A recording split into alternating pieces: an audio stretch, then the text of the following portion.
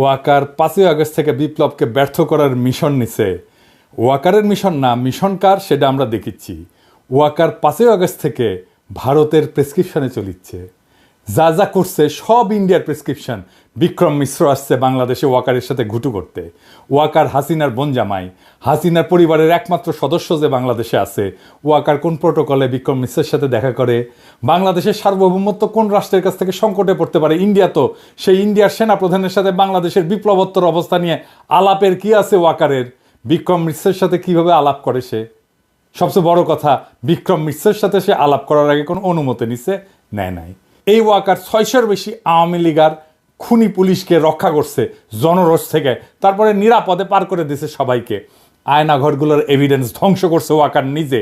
Professor ইউনূসকে আয়নাঘরে visit করতে বাধা দিছে ওয়াকার নিজে, তারপরে আঙ্গুল উঁচায় হুমকি দিছে। কেউ না, আমি একা রুখে দাঁড়াইছি ওয়াকারকে। আমার বিরুদ্ধে চলে গেছে সবাই, আমার বিরুদ্ধে কি ভয়ঙ্কর ক্যাম্পেইন চালাইছে এই ওয়াকার আর তার সাঙ্গপাঙ্গরা। আমি কারো নাম বললাম না, আপনারা চেনেন সবাইকে। ওয়াকারের আসল মিশন তাহলে আসলে কি?